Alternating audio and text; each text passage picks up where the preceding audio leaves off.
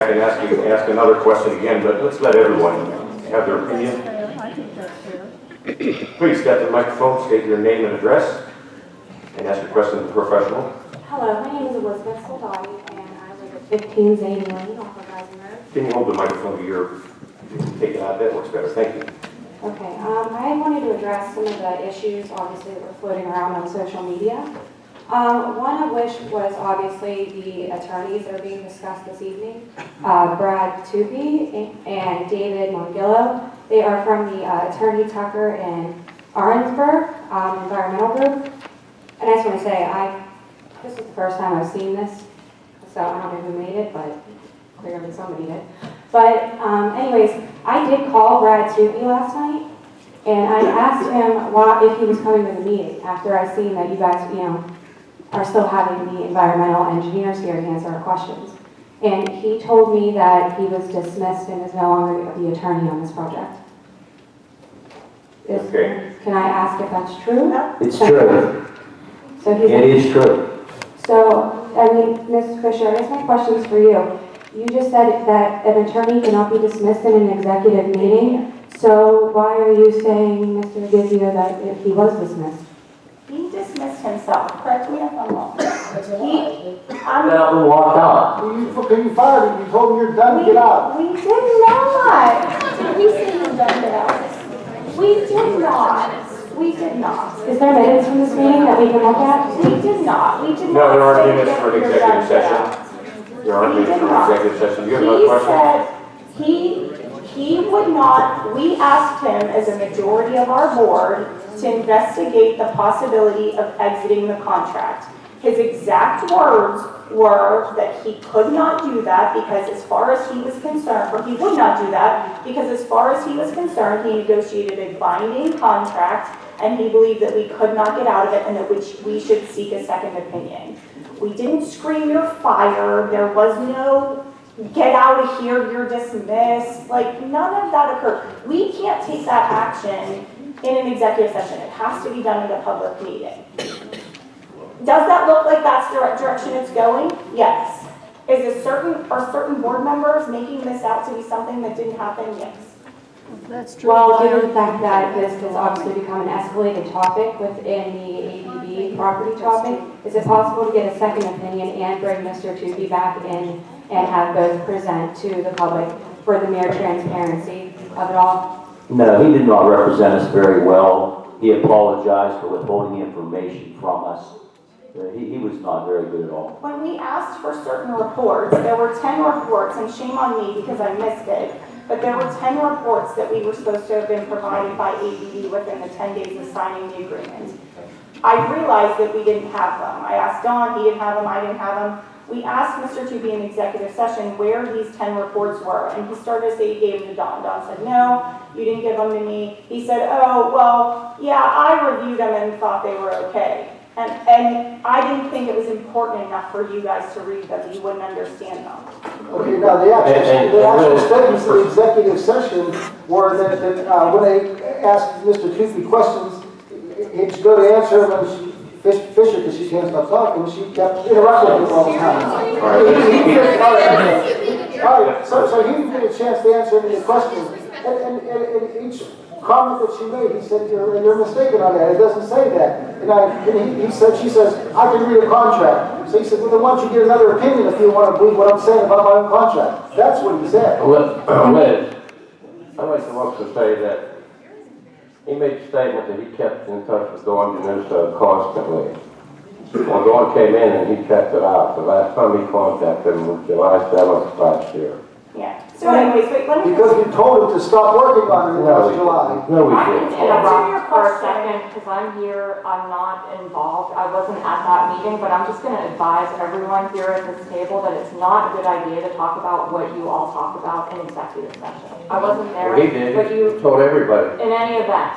Told Again, if I everybody. can try and redirect that the purpose of this meeting is to take comments from the public about the ABB property. In any case, that I agree. information wasn't provided. He apologized for not providing us with that information. And so to Mr. Gizio's point, it became very apparent that he didn't represent us as best of our. Is our other attorney, can he speak on it, David Mongillo, or is is he also no longer with the apartment, with the? He's just an associate of ours. So Again, do you have a question about the ABB property? Oh, absolutely. If we could maybe move to that. Okay, I can answer This that. remains respectful. We also, there were statements made that there were barrels thrown down the mine shaft, contaminated barrels. I said that. If, Question, let her so take. if that was the case, Mr. Perry, if these barrels were indeed thrown down this mine shaft, what would happen to them? You know, would they still be up there contaminating? What would be the outcome of that?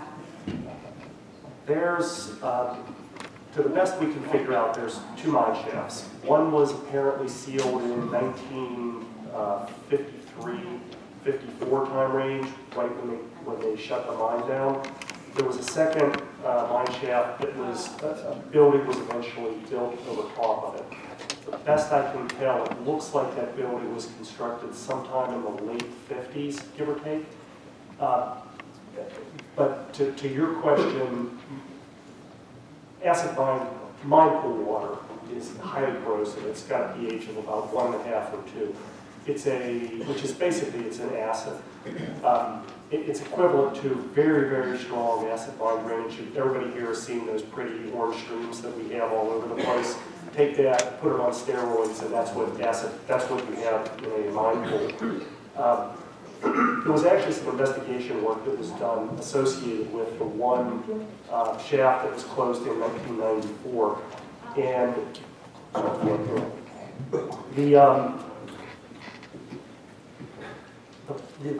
to your question, the drums would have degraded within a couple of years. They're relatively thin sheet metal. The mine pool was at about 200 feet below ground surface, so the mere act of pitching those down into a shaft, by the time they tumbled off the walls, went into the water, probably would have broken them open unto itself. If they made it down intact, it would have settled down to the bottom of the mine at about 320, 310 feet. But no matter what, they certainly would have degraded in at most a couple of years. And ABB, the current property owner, actually did some investigation of that mine shaft that was available in 1994. They collected a couple of sets of samples.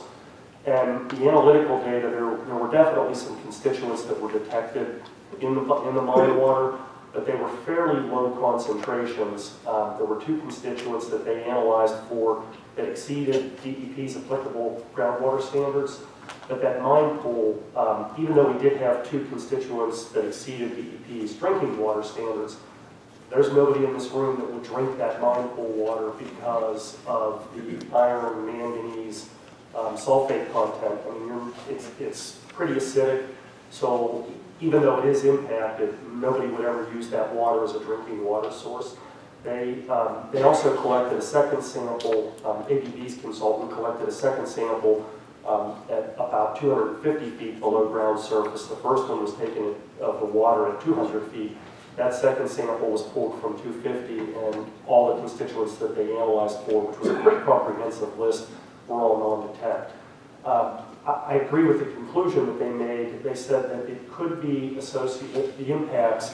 Again, they're relatively isolated, we only had two of probably 40 or 50 analytes that they looked for that were exceeded DEP standard. They said they couldn't tell whether it was associated with dumping of drums down that mine shaft or whether it was drainage of shallow groundwater coming down into that mine. It could be either one of those, but in any case, I think they didn't continue to look at it because their thought process was, it's mine pool water. If you were to go look for it today, those constituents are probably gone. This was 20 years ago. You tend to see a lot of degradation and a lot of very fast dilution transport within a mine pool. So my gut feel is that you're not going to see anything associated with the synthetic chemicals that were detected back in 93, 94. Long answer, sorry. I just wanted to be... That's good. I appreciate the long answer. Now, again, there was also some talk of barrels still being on the property. And since you guys have been up there researching, have you seen them?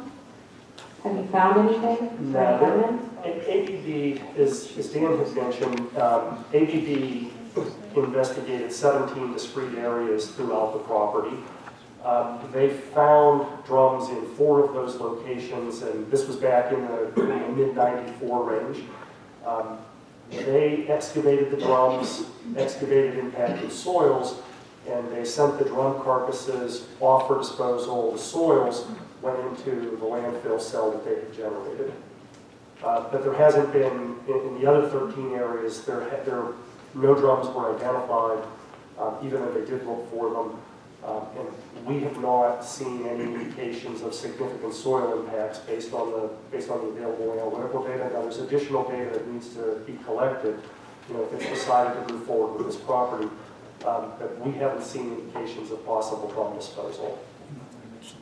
How many actual acres are the 87? Sorry, there are also, there currently are drums staged at the property. Those are drums we generated as part of our investigations. We've got to drum our soil cuttings. As we drill down, we create cuttings. We have to drum that material. We also have to collect, we also have to collect what we call purge water. It's water that's collected out of the monitoring wells. We have to drum that stuff and send that stuff off for disposal. So there are still drums. Absolutely, there's a number of drums at the property. They're ours.